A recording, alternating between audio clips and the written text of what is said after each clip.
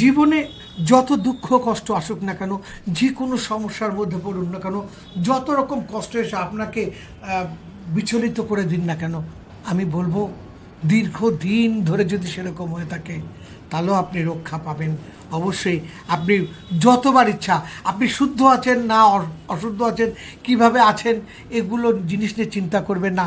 আপনি যখনই পারুন একটু স্মরণ করুন, বলুন ওম শ্রী হনুমতে নমঃ, ওম শ্রী হনুমতে নমঃ।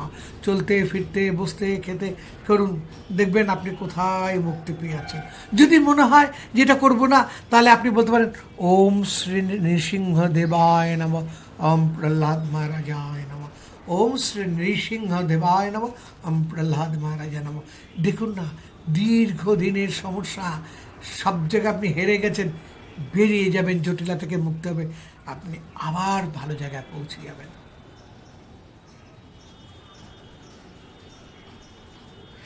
ভালো থাকতে গেলে প্রচুর টোটকা করতে হয়, দামি পাথর পড়তে হয়, এরকম কোনো ব্যাপার নেই। ভালো থাকতে গেলে নিজের জমিটাকে উর্বর করতে হয়, অর্থাৎ নিজেকে উর্বর করতে হয়, নিজের ঊর্জাকে বাড়াতে হয়। তার জন্য আপনি একটা কাজ করুন, দেখবেন আগে থেকে করুন, সমস্যা আসলেও করুন, সমস্যা না থাকলেও করুন, আপনি জীবনে কখনো ঠকবেন না, হারবেন না। জীবনের জটিলতায় জিলিপির পেছে আপনি কখনোই পড়বেন না। কি করবেন? মাঝে মাঝে বলুন ওম ভগবতে বাসুদেবায় নমঃ, অথবা ওম হ্রিং দুর্গে দুর্গে রক্ষণে রক্ষণে স্বাহা, যে কোনো একটা করুন। ওম ভগবতে বাসুদেবায় নমঃ, ওম হ্রিং দুর্গে দুর্গে রক্ষণে রক্ষণে স্বাহা। খুব ভালো থাকবেন।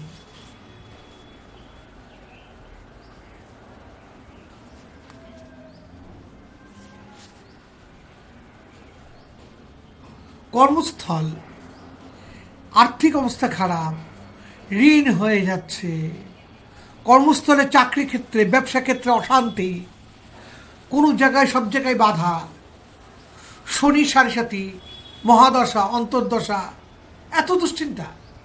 করুন একটা কাজ, 7টা শনিবার করুন। কি করবেন?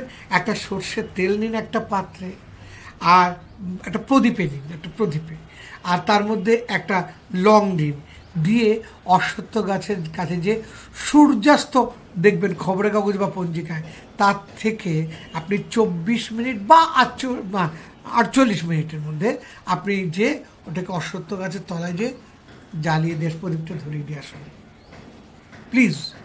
এই যে কদিন যাবেন সেই কদিন কিন্তু ওই বড় বাবার মন্দিরে যাবেন না। এটাই টোটকাটার সিস্টেমটাই আর কি। ওনার প্রতি ভক্তি শ্রদ্ধা রাখুন প্রচণ্ড, কিন্তু এই কটা দিন যাবেন না, ঠিক আছে?